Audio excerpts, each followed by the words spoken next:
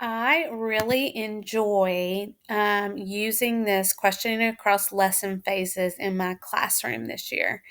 This is something that I've kind of done in a roundabout way before learning about this specific tool. But I like this one because um, as I read in the book, this one is great to like laminate or slide in a sheet protector and really use this anytime that you're questioning during a lesson.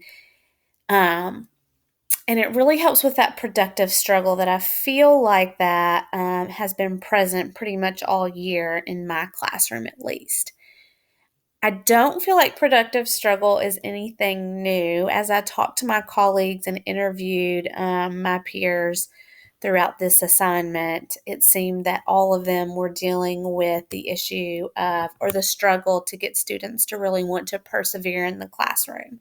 So that's kind of like been my main complaint this year. And I know with it being COVID and a crazy year, things have just been all out of sorts. But I really feel like my students have struggled to persevere. And I feel like this is something that I'm going to face year after year. And so I love this. And I do put this down in a little sheet protector and use my dry erase marker on it.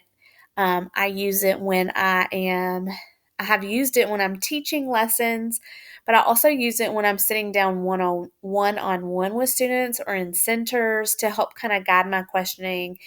And also, I use it kind of like a catch-all or note-taking device, so I can remember what certain students are struggling with. So if we take a look at this here, you can see that the first section helps you anticipate students' responses. So you can kind of think through some of your questioning and think about how your students might approach the problem. Um, this is specifically really good when you have a diverse group of learners in the classroom. So, like your higher level versus your lower level. So, it's really good to kind of think about how they might approach the problem before you even start the lesson. Because then you kind of have some tools in your toolbox to help you out as you get going. The next part talks about launching the specific task. So here is where I'll record statements that I might use to encourage or motivate.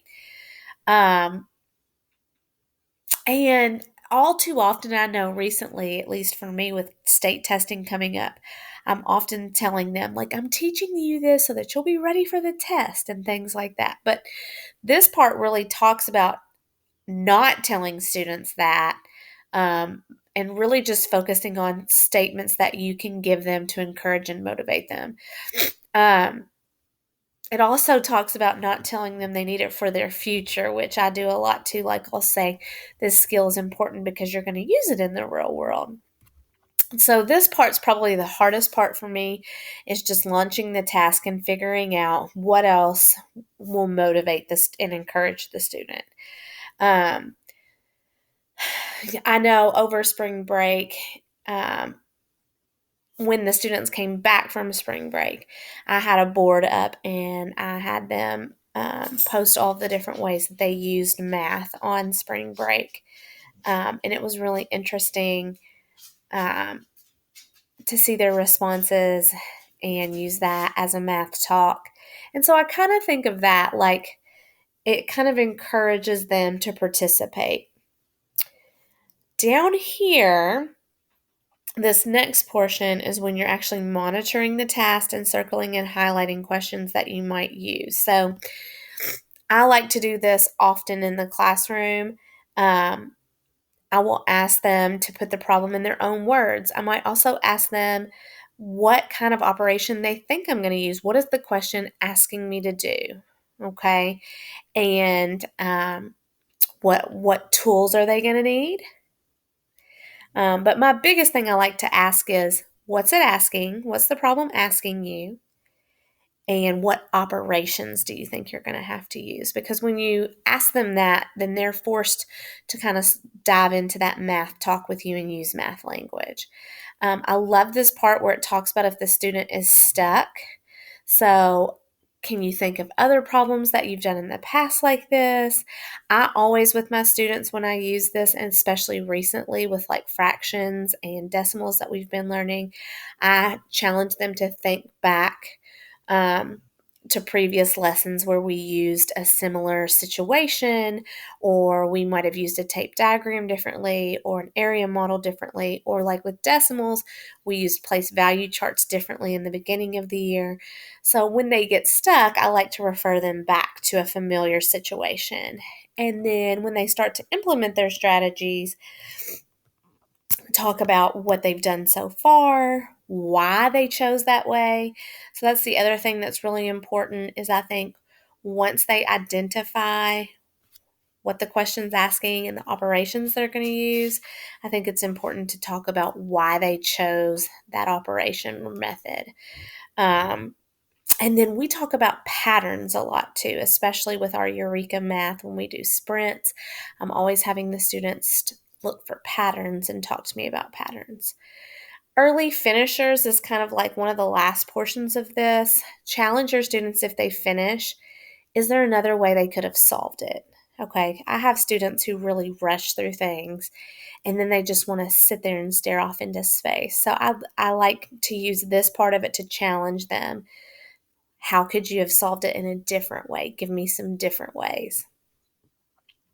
Last part of this form is summarizing the task. What explicit specific statements might you make to recognize a student's perseverance? So I like to really praise and reward my students when they have persevered, which really sometimes doesn't feel like all too often, but it's really important to make sure that you recognize that perseverance. Give them praise when they rise to the occasion.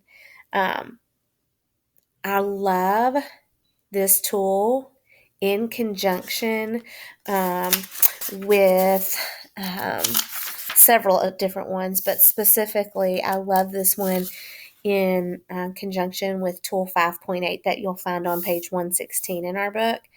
I feel like this one kind of sets you up for 5.8, so hopefully you'll get a chance to read about that as well.